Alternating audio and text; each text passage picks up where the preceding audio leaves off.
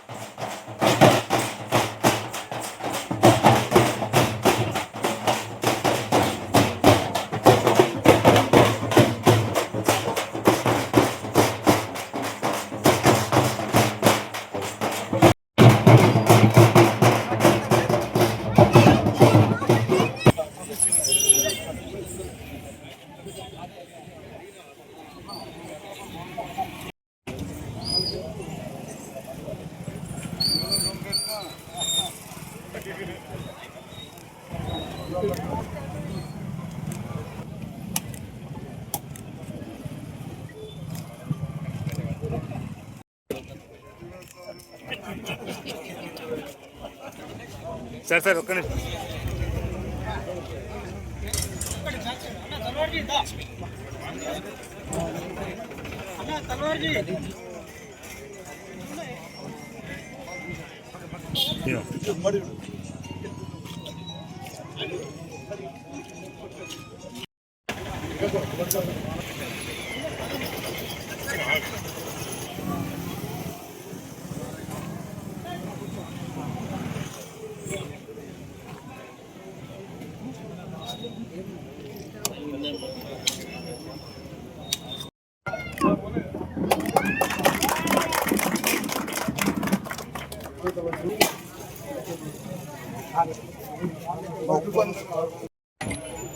ఒక ముఖ్య విషయం పోతుంది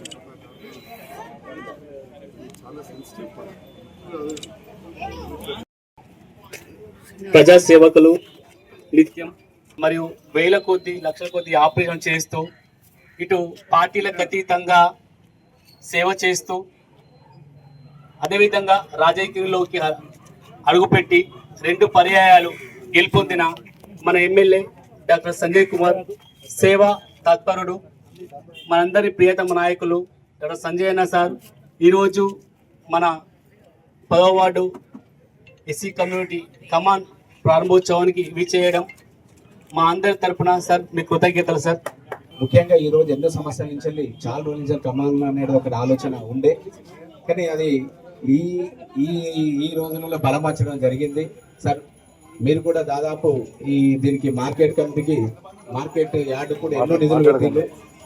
గతంలో 10 లక్షల రూపాయలతో 2 బిల్డింగ్లు నిర్మాణం చేయడం జరిగింది, సీసీ రోడ్ నిర్మాణం జరిగింది, అలాగే అక్కడక్కడ ఉన్న దాంట్లో డ్రైనేజ్ కూడా ఏర్పడడం జరిగింది. కానీ మార్కెట్ ఇంకా తొలి దశల్లో ఉంది. అంటే చాలా అవసరాలు ఉన్నాయి ఈ కూరగాయల మార్కెట్, ఎందుకంటే రోడ్ల మీద అమ్మి చాలా ఇబ్బంది పడుతున్నారు. సరే మార్కెట్ యార్డు కూడా అభివృద్ధి చేస్తే చాలా బాగుంటుందని మేము అనుకుంటున్నాం sir. Doctor MLA Sanjay Kumar sir గారు, అలాగే నందయ్య సార్ గారు, అలాగే నాయకులందరికీ నా యొక్క హృదయపూర్వక నమస్కారాలు తెలియజేసుకుంటున్నాను. అలాగే సార్ గారు ఓపెనింగ్ వచ్చినందుకు చాలా కృతజ్ఞతలు తెలియజేసుకుంటున్నాను. Thank you. మాదిగ కుంటలో మనం కొన్ని కార్యక్రమాలు చేపట్టాలని అనుకున్నప్పుడు మాదిగ సంఘానికి అంబేద్కర్ మాదిగ భవన్ అని ఒక 30 లక్షల రూపాయలు మనము TFIDCలో పెట్టాం సార్. ఏందో దురదృష్టమై కదా ఆ ప్రాజెక్టులు రాలే. కానీ ఇక్కడ వీళ్ళకు సంఘ భవనం ఉన్నది. మీరు వచ్చినటువంటి సంతోషంలో మరి వచ్చేప్పుడు నరసయ్య బాగా మాట్లాడతారు సార్. మీరు వచ్చిన సంతోషము ఏందో నోట్లకెళ్ళి ఒక మాట వెళ్తలేదు. మరి అంతకుముందు నాతోటి ఇక్కడ చర్చించిన సందర్భం ఉన్నది. మరి వీళ్ళ సంఘ భవనాన్ని ఇక్కడైనా తగినన్ని నిధులు ఇచ్చి ఆ సంఘ భవనాన్ని మీరు అభివృద్ధి చేస్తే మీ పేరు చిరస్థాయిగా ఉంటుందని తెలియజేస్తూ, అంబేద్కర్ అంటేనే ఇందిరాగాంధీ, ఇందిరాగాంధీ అంటే అంబేద్కర్. ఆ నినాదాన్ని ఇందిరాగాంధీ తీసుకొచ్చిన నినాదమే అంబేద్కర్ గరీబీ హటావో నినాదం. ప్రతి గ్రామంలో పట హనుమల్ గారు చెప్పిన 72 నుంచి 77 వరకు ఏదైతే ఇందిరమ్మ ఇల్లు ఉండాలనే ఉద్దేశం ప్రతి గ్రామంలో ఇందిరమ్మ ఇల్లు నిర్మించిన గొప్ప చరిత్ర కలిగిన పార్టీ కాంగ్రెస్ పార్టీ. దాన్ని ఇందిరమ్మ ఇల్లు అని చెప్పి గౌరవ స్వర్గీయ రాజశేఖర రెడ్డి ముఖ్యమంత్రి ఉన్నప్పుడు ఇందిరమ్మ ఇల్లు అని స్కీమ్ తీసుకురావడం జరిగింది. అప్పుడు కూడా కొన్ని ఇళ్ళు కట్టడం జరిగింది. దాని తదనంతరము మన వచ్చిన గౌరవ ముఖ్యమంత్రి రేవంత్ రెడ్డి గారు కూడా ఇందిరమ్మ ఇళ్ళ స్కీమ్ తీసుకొని 5 లక్షల రూపాయలు ఇస్తున్న సందర్భంలో పట్ట ఇవాళ ప్రతి గ్రామంలో గ్రామ జనాభాకు అనుగుణంగా పెద్దలు మన స్థానిక శాసనసభ్యులు సంజయ్ అన్న గారు ఆ గ్రామ జనాభాకు ఏదైతే ఉంటుందో ఆ జనాభాకు ఎంతమందికి అయితే అర్హులు ఉంటారో అర్హులందరికీ ప్రాతిపాదిక ఏదైతే మొదలు A1, L1, L2, L3 అనే 3 దాని మీద తీసుకుపోయి ప్రతి గ్రామాన ఇందిరమ్మ ఇల్లు కట్టిస్తున్న గొప్ప పార్టీ కాంగ్రెస్ పార్టీ అని చెప్పక తప్పదు. మనస్ఫూర్తిగా వచ్చి నన్ను జిల్లా అధ్యక్షుని అక్కడి నుంచి మిగతా నాయకులను సాధారణంగా ఆహ్వానించారు. మీరు మా పట్ల చూపెట్టిన గౌరవానికి నన్ను గెలిపించుకున్న ఈరోజు ఒక మీ ఎమ్మెల్యేగా, మీ సంజయ్ అన్నగా, ఒక డాక్టర్గా నన్ను గౌరవిస్తున్నందుకు వెళ్ళ రుణపడి ఉంటానని చెప్పి ఈ సందర్భంగా తెలియజేస్తాను. ఈ ప్రాంతానికి ఈ మార్కెట్లకు ఏం లేకుండా ఒక 10 సార్లు వచ్చాం, చాలాసార్లు తిరిగినాం. మన సంఘ భవనం ఆ ప్రాంతానికి కూడా వచ్చినాం. అట్లనే మా సోదరి ఇంట్లో చాయ్ బిస్కెట్లు కూడా తిన్నాం. మరి ఇక్కడ ఉన్న కొన్ని సమస్యలలో మార్కెట్లో మటన్ చికెన్ అమ్మే విధంగా ఒక స్లాబ్ వేయడం, ఇంకో పక్కకి వేయడం, అట్లా నాకు ఇంకా యాదుకుంది. ఒక కలవాటు కూడా కట్టినాం, అడ్డం ఉండే అదో పెద్ద సమస్య ఉండే, కలవాటు కూడా కట్టినాం. ఇట్లా కొన్ని పనులు వర్క్ చేసాం.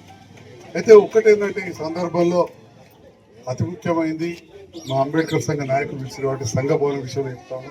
తప్పకుండా మీరు ఏదైతే అంబేద్కర్ గారు స్ఫూర్తిగా వారి జ్ఞాపకార్థం ఈ కమాన్ పెట్టుకున్నారో అంబేద్కర్ సంఘ భవనానికి నిధులు గతంలో కూడా ఇచ్చిన పెండింగ్ ఉన్నాయి.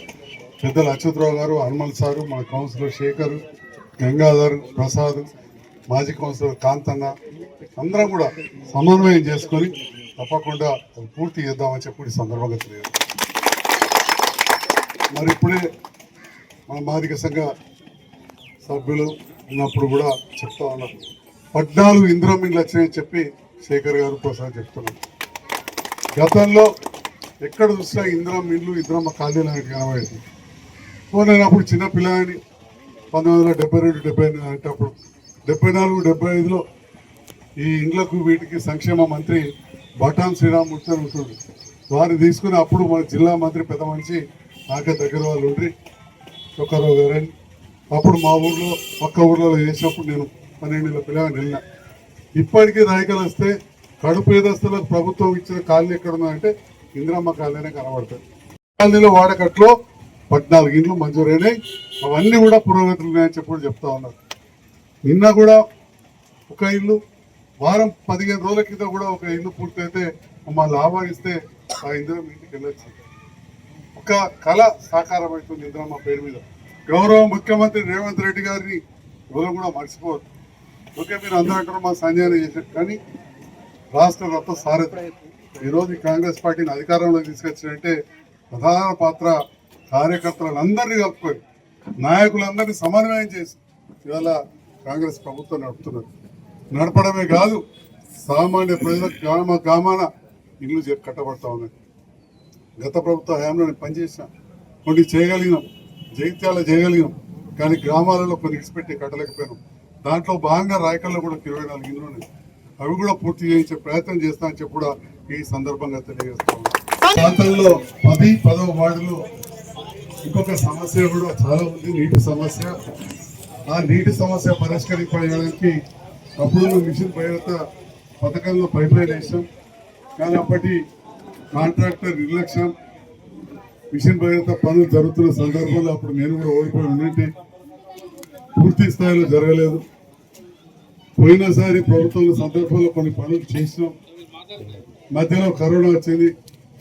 ఈ ప్రభుత్వం వచ్చిన తర్వాత అమృత్ పథకంలో భాగంగా నియోజకవర్గాల్లోనే అతి పెద్ద నీళ్ల ట్యాంక్ మన రాయకల్ పట్టణంలో 16 లక్షల లీటర్ల నీళ్ల ట్యాంక్ కడుతున్నాం అని చెప్పి సందర్భంగా దాని వలన ఈ అమృత్ పథకంలో వచ్చే డబ్బులతో తప్పకుండా ఆ పైప్ లైన్ వేసి 10-11 వార్డు చాలా ఎత్తు మీద ఉంటుంది, ఇంటింటికి నీళ్ళు వచ్చే విధంగా మా మంత్రిగా పూర్తి ప్రయత్నం చేస్తాం. సహకరిస్తున్న మా కమిషనర్ గారికి, అధికారులకు కూడా మరొకసారి ధన్యవాదాలు. Thank you.